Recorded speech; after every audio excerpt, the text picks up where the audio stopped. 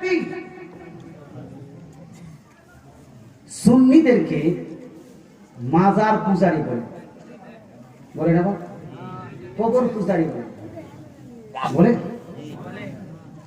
এদের ডিগ্রির যদি আপনি রিসার্চ করেন, কেউ এমফিল, কেউ পিএইচডি, মুফতি না, কেউ এমফিল, কেউ পিএইচডি, কেউ আপনার MA pass, double MA, master, professor, lecturer, এমন পাবেন। এইরকম ব্যক্তিরাও সুন্নিরা মাজারে যায়। যারা মাজারে যায়, যারা কবর যায়, তাদেরকে কবর পূজারী, মাজার পূজারী বলে কি বলে না? কমন ভাষা হয়ে গেছে, কমন ভাষা।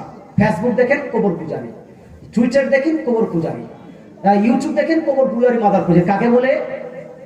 বাবা? সুন্নিদেরকে। আচ্ছা, আপনারা বলেন, আপনারা কি কবর পূজা করেন? না। বলেন না। কি করেন বাপ? কবর মাজার জিয়ারত করেন। কবর পূজা করেন না, কবর জিয়ারত করেন। মাজার পূজা করি না, মাজার বলেন, মাজার আমি তো বলছি না, আপনারা বলছেন মাজার জিয়ারত করেন। তো মাজার পূজা আর মাজার জিয়ারত দুইটা কি একটা?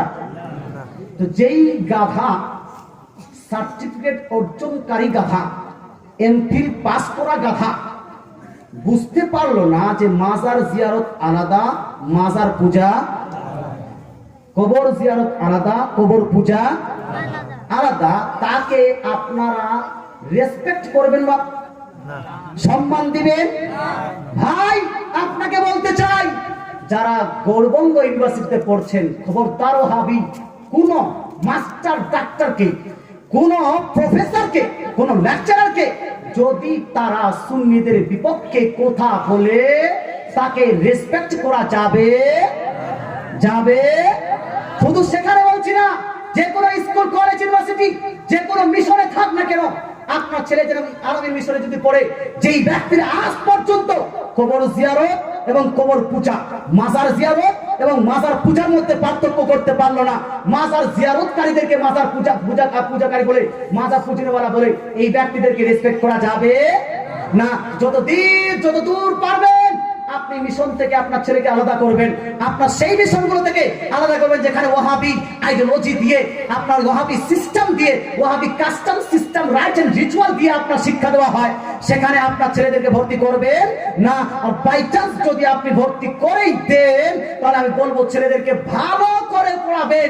বেটা, ওখানে যাচ্ছ, সুন্নি একটা আকীদার খেলাফ যদি কথা বলে, তাকে তুমি রেসপেক্ট করবে না, সেটাকে দিলে রাখবে না। আচ্ছা বলেন তো, কবর জিয়ারত ভালো না খারাপ? আর মা কবর পূজা ভালো না খারাপ? আমরা তো সবাই বুঝতে পারছি। আমাদের কাছে অনেক কাছে ডিগ্রি নাই, বা ডিগ্রি নাই, সাধারণ ব্যক্তি, সিম্পল মানুষ, একদম অতি সিম্পল মানুষ, তারপর বিনা ডিগ্রিওয়ালা ব্যক্তিরা বুঝতে পারছে যে মাজার পূজা বিশাল খারাপ, মাজার জিয়ারত ভালো না খারাপ? কেন ভালো? এই জন্য যে আমার নবী, দয়ান নবী, মায়ান নবী, আকাই নামদার, মাদিনী তাজদার, আহমদে মুখতার, জানাবে রাসূলুল্লাহ সাল্লাল্লাহু আলাইহি ওয়াসাল্লাম নিজেই ভালো বলেছেন, বলে সুবহানাল্লাহ। এবং নবী পাক সাল্লাল্লাহু নিজেই এটা কাজ করেছেন, যেটা হাদিস দ্বারা প্রমাণিত।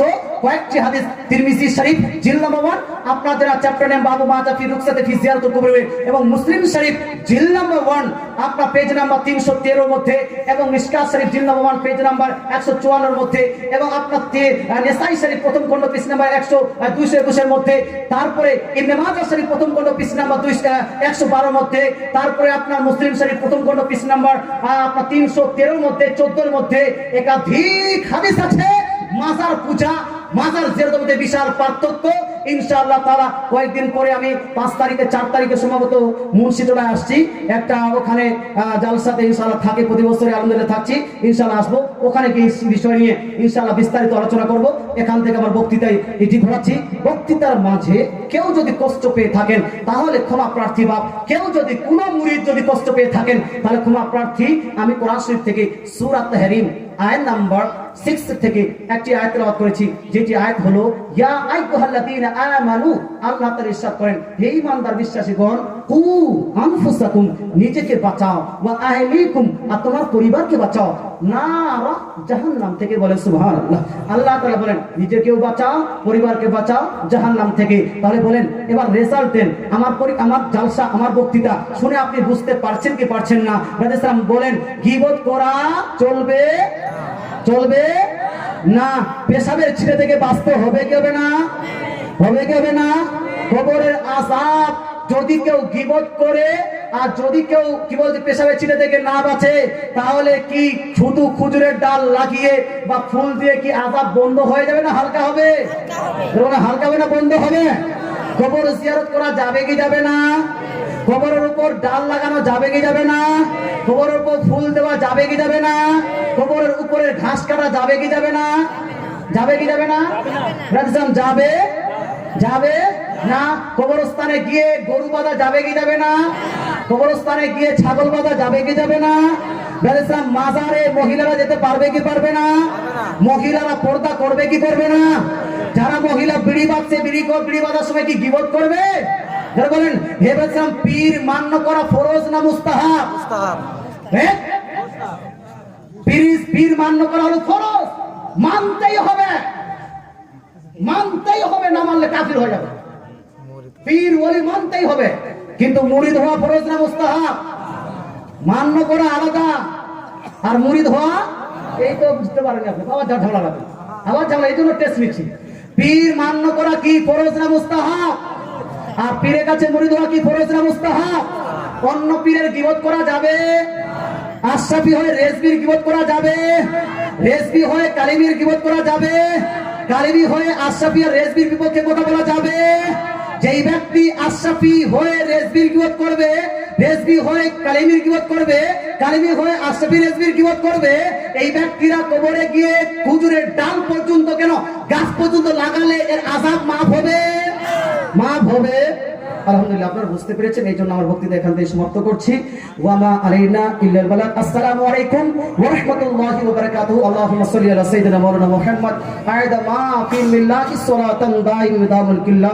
রাব্বানা তাকাব্বাল মিন্না ইন্নাকা আনতাস সামিউল আলিম ওয়া তুব আলাইনা ইন্নাকা আনতাত তাওয়াবুর রহিম। ওয়া সাল্লাল্লাহু তাআলা আলা খায়রি খালকিহি মুহাম্মাদিন ওয়া আলিহি ওয়া আসহাবিহি আজমাইন বিরহমাতিকা ইয়া আরহামার রাহিমিন বিহাক্কি লা ইলাহা ইল্লাল্লাহু মুহাম্মাদুর রাসূলুল্লাহ সাল্লাল্লাহু তাআলা আলাইহি ওয়া আলিহি।